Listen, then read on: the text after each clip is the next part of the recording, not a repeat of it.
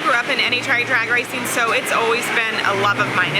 These racetracks have always been home to me. These people out here have always been family. So for me, it's very comfortable. This is what I grew up in. This is what I love. But really, it was I drove Super Comp. I drove A Fuel for about 6 years in the sportsman division. But it wasn't until I got into a top fuel dragster, and it was my first full pass down the racetrack in Las Vegas, where I got out on the other end, and I just knew that's where I was going. I knew that was my love, that was my passion. I'd been going to school, and I was battling, going back and forth, what I wanted to do with a career. I loved drag racing, but I was just still torn, didn't know what I wanted to do. And it was that first full pass in a top fuel car in Las Vegas. I hopped out on the other end, and I told my dad, this is it. There's nothing else for me. This is where I want to be. I love this car, and I want more.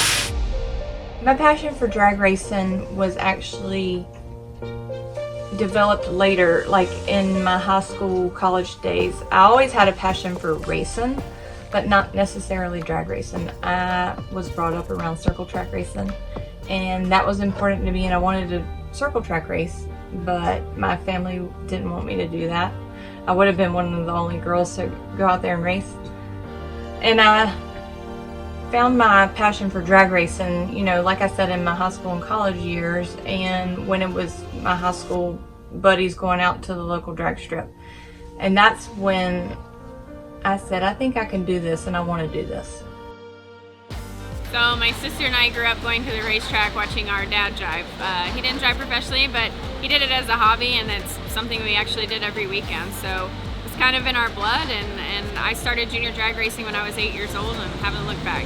I honestly always thought I was going to be a professional race car driver. It's just kind of the mindset I had, and you know, an interesting way that we were raised also. So it's what I've always wanted to do, and I was set on doing it. I've always been very lucky, very fortunate that I've had more positive feedback from people. Yeah, you get things here and there, people, you know, saying you can't do things because you're a girl, but for me, I just have the attitude where I push it off. I don't really care. If you're going to say something bad, I don't want to hear it. I'm not going to go dig for it. I'm not going to go look for it. I'm going to focus on the positives. And that's always how I've been. I believe the sport, NHRA drag racing, it's a family sport, and I've always had, you know, people pushing me in the right direction. I remember when I was in A Fuel Dragster, I remember Morgan Lucas, I remember Tony Schumacher telling me, you got to get into a top fuel dragster. So I've always had people, you know, pushing me in this direction, having my back and supporting me. Like I said, people have told me that I couldn't do it because I was a girl, that I wasn't strong enough, that I've heard every excuse in the book. And you got to overcome those excuses, and you got to know that you can do it, and you have to go out there and do it. I will say that in the beginning years of racing pro stock motorcycle, I wasn't as strong as I was today, and I had to develop a fitness routine. I've had to do a lot of extra things that I don't think the guys have to do to be able to be a better rider. I've also had to learn how to work on the motorcycle, which is very important, I think, learning the fundamentals of it so I can be a better driver and rider and give my crew chief better information and feedback on what is happening on the run. It's an awesome feeling being a woman competing in a man's world. It has its trials and tribulations also. I don't think that I would say respected when I first started racing. I think I was just a girlfriend, just a girl out there doing something. And I think I had to earn my respect, but I think I am respected by my peers now. I think I am. Yeah, definitely. I mean, I grew up in a house where gender played no role. Just because you're a female, you were never going to not do something. But every step of the way, I've been told no, or told the reason I can't do something is because I'm a female. It's actually one of the first things I heard when I got my license in a pro stock car in 2004, and I was just determined to prove them wrong every step of the way, and you know, it kind of in one ear and out the other type deal. You know, there's always going to be highs and lows. You can't keep going up every single weekend, every single year, every time you get in that car. There's going to be downfalls. You're going to have to turn a corner at some point. But for me, that's a part of the path. That's a part of the journey. That's what, for me, makes me a better driver. I went from the biggest high in my career. 2017, we locked up a world championship. First race back at the same exact racetrack in Pomona, I wrecked. First wreck in the hospital, spent some time recovering, and that was the biggest low of my career. And so I went from this majorly up high to immediate down low. And for me, through the whole process of it all, it was, how do I come back from this? How do I fight back from this? It wasn't easy. It was a battle, not just for me, but my team as well. And for me, it taught me how tough I am. It taught me physically, mostly mentally. Coming back in that car after, wrecking it the way I did, that was not easy for me. It was one of my biggest battles ever. And but on the other end, it taught me just how tough I am. I think the desire to win, the will to win, I just want to win. And I had a crash, and you have to get right back on the bike and do it all over again.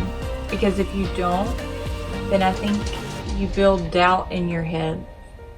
So when I did crash, I think in 2012, Matt said it was really important for me to get back on the bike. We worked on the bike and got it ready, and 7 days later I was back on the bike making runs. So I think when you have a crash, you just have to put it out of your mind and go out there and do what you know to do. My dad, before he did all of his business ventures, was a positive mental attitude spokesperson, coach, and was something that was incorporated in our upbringing, and definitely a reason why I'm so mentally tough. And in the hard moments, he's always there with sound advice and pushing me through, and that definitely means a lot to me. I think the biggest influence in my life was, I was just told by my family, if you're gonna do something, do it 150%. You can't do something 90% and expect a good outcome. You have to do it 100%. You have to be dedicated. You have to put your heart and soul into something, especially when you love racing as much as I do.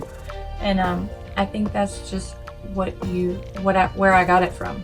Absolutely. One of the greatest parts about my job are, the young kids that come up to me at the ropes and they say, I inspire them. To me, that is as big as a win. When you have a little girl that comes up to you and tells you that you're the reason that they want to get into a race car.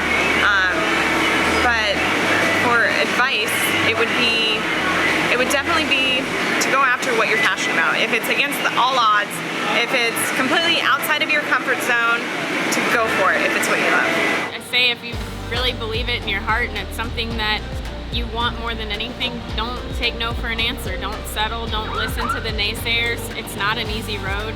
It's not fun a lot of the times, but it is so absolutely rewarding when you get to be successful in what you've always dreamt about. So don't take no for an answer. Keep pushing forward and don't let it harden you. The advice I would give to girls is that you can do it if you put your mind to it. Don't ever let people tell you that you can't do it, and people will always tell you that you can't do it. I was always told that I couldn't do it and I wouldn't be able to do it, and you have to believe in yourself and you have to go out there and do it. It's not going to come easy. It takes a lot of hard work and dedication, but you can do it if you put your mind to it, and you have to put 150% effort to it. You have to surround yourself with the people that build you up, and I think that's really important. And you always have to have goals.